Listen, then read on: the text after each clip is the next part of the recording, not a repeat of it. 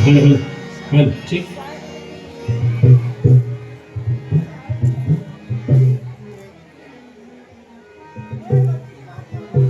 Hello ठीक hello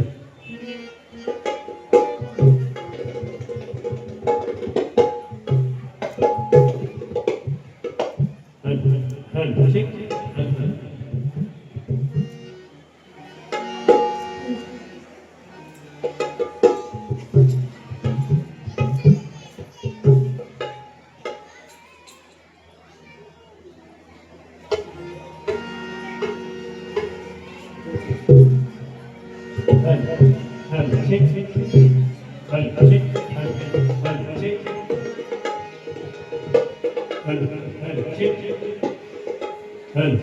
hello ठीक hello ठीक हेलो ठीक हेलो हेलो ठीक हेलो हेलो ठीक हेलो हेलो ठीक ठीक हेलो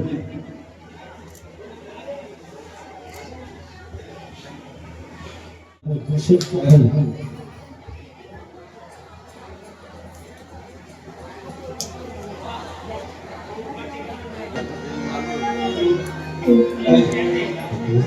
आणि आजच्या या भजन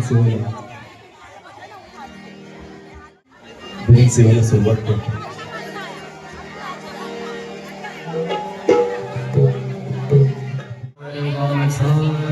श्री सद्गुरु ज्ञानेश्वरा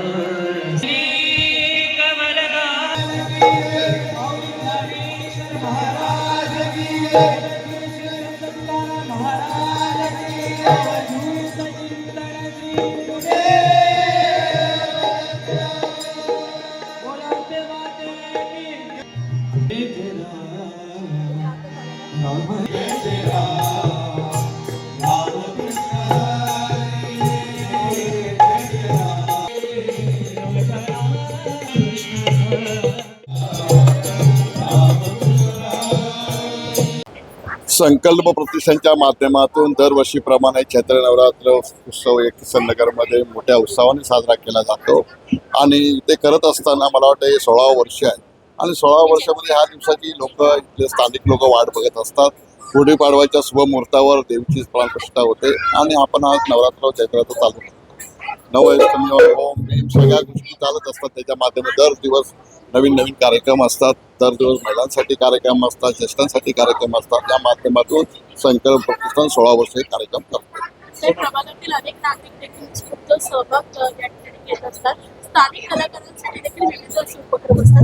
नाही, दरवर्षीप्रमाणे संकल्प प्रतिष्ठानच्या माध्यमातून ही जे कार्यकर्ते आहेत, महिला आघाडी आहे, सर्व पदाधिकारी आहेत, हा आपलाच कार्यक्रम समजून लोक सामील होत असतात आणि ह्या कार्यक्रमाला मला वाटतं तुम्ही गर्दी बघताय किती गर्दी आहे. या माध्यमात दर दिवशी याच्यापेक्षा मोठा प्रतिसाद असतो आणि नवचंडी यज्ञ असल्यामुळे रोज सकाळी संध्याकाळी होमला बसणारी जोडपी पण स्थानिक लोक मोठ्या उत्सवानं बसत असतात आणि या कार्यक्रमाला सक्सेसफुल म्हणजे त्यांच्या माध्यमातून हे सर्व कार्यक्रमासाठी इथले स्थानिक लोक पुढाकार घेऊन हा कार्यक्रम सक्सेस करतात.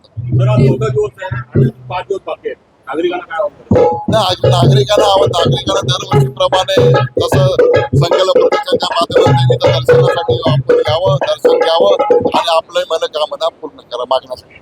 देवीच्या चरणी काय प्रार्थना? देवीच्या चरणी देवीने मला बरंच आशीर्वाद दिला, असंच कायमस्वरूपी आशीर्वाद मला ही सदिच्छा. यंदा नगरसेवक झालेला आहात खरं तर आणि दरवर्षी हा उपक्रम आपण राबवत असतात. तसा अनुभव आहे नागरिकांचा काय सांगा? मला वाटतं माझी 4थी टर्म आहे. मी बिनविरोध आले. हा मला मोठा अभिमानाचा विषय आहे. परत नागरिकांचं जे प्रोत्साहन दर वर्षाप्रमाणे म्हणायला गेलं तर आम्ही काय करतो की स्थानिक लोकांना आम्ही कलाकार जे आहेत, भजन मंडळ असू दे, काही असू दे, महिला मंडळ कार्यक्रम करतात की आम्ही स्थानिकांना प्राधान्य देतो.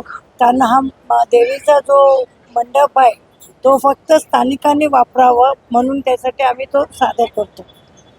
भजन असेल, त्याचबरोबर महिलांसाठी रासरंग गरबा असेल, असे विविध कार्यक्रम इथे होत असतात आणि महिलांचा सहभाग असतो. तुम्ही देखील स्वतः सहभाग घेता, कसं वाटतं?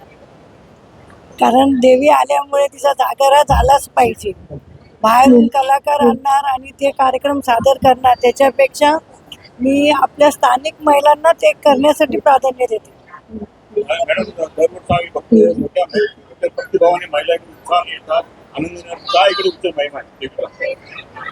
देवी आली तर देव्या येतात असं मला वाटतं.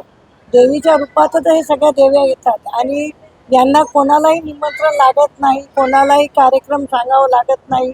प्रत्येकजण आपली देवी आपला कार्यक्रम आहे समजून प्रत्येकजण पुढाकार घेतात. हा सगळ्यात मोठ्या अभिमानाची गोष्ट आहे आमच्यासाठी.